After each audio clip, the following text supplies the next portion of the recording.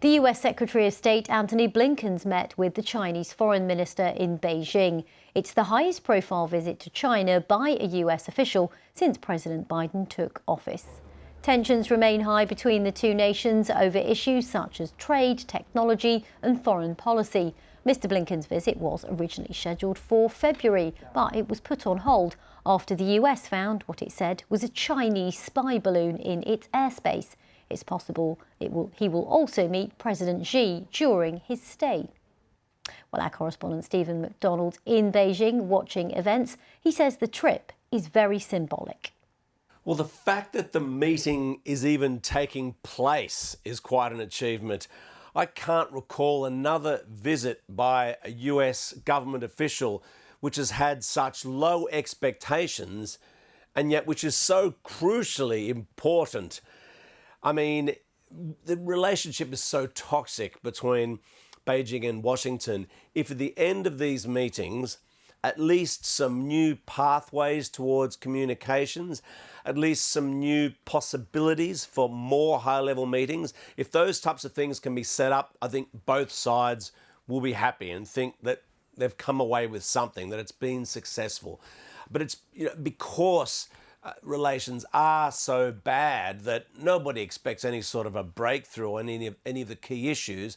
And if they can just agree to keep talking, well, that'll be something. So the meeting in itself is consequential. I remember a couple of weeks ago, there was a lot of conversation around a handshake between US and Chinese officials. What about the substance, though? Because it's not just about the meeting. I mean, there must be key issues on the table that the two would like to work together on. Well, actually, there are to be a series of meetings. And so, first we have Antony Blinken meeting with his immediate counterpart, Qin Gang, who's China's foreign minister. But then, above Qin Gang is Wang Yi, so he's the Communist Party's foreign affairs official. And tomorrow, it's also possible that Antony Blinken could meet Xi Jinping. Now, we haven't had that confirmed, but there's a lot of talk that might happen. Now, you imagine the symbolism if that happens. We haven't had a meeting like this for 5 years here with a senior official from Washington speaking to anybody senior in Beijing. And so if Antony Blinken and Xi Jinping are to meet and shake hands, well, that will be quite symbolic. Now, sure, that doesn't get to the nuts and bolts of this relationship and what needs to be sorted out. And no doubt, in these meetings, they will be talking about all these problems with the South China Sea, with freedom of navigation for ships. They'll be talking about human rights problems, about hacking, about trade problems. Both countries have tariffs on each other's products. All this needs to be sorted out. I mean, climate change, right down the bottom of the list, should be at the top of the list. And this is the problem for the world, really, that these global superpowers have got so many areas they're fighting about that they're not able to get together and cooperate on things like climate change, which really they have the same goal there, and there's no reason why they couldn't put their differences to one side and work together on climate change. But when everything's so nasty between these governments with a lot of sort of insults flying back and forth, it's hard to move forward. And that's why meetings like this are seen as crucial, to have some FaceTime, as they say, to hopefully get momentum going again and at least stop the relationship from collapsing even further. Stephen McDonald in Beijing there, while our correspondent Carl Nasman in Washington sets out what the US hopes to achieve from these talks. Well, U.S. Secretary of State Antony Blinken arrives in China at a moment when tensions between the two countries are very high and expectations for this trip are incredibly low. Of course, this is the first major re-engagement between the U.S. and China since that big saga over the alleged Chinese spy balloon, which floated across the United States back in February.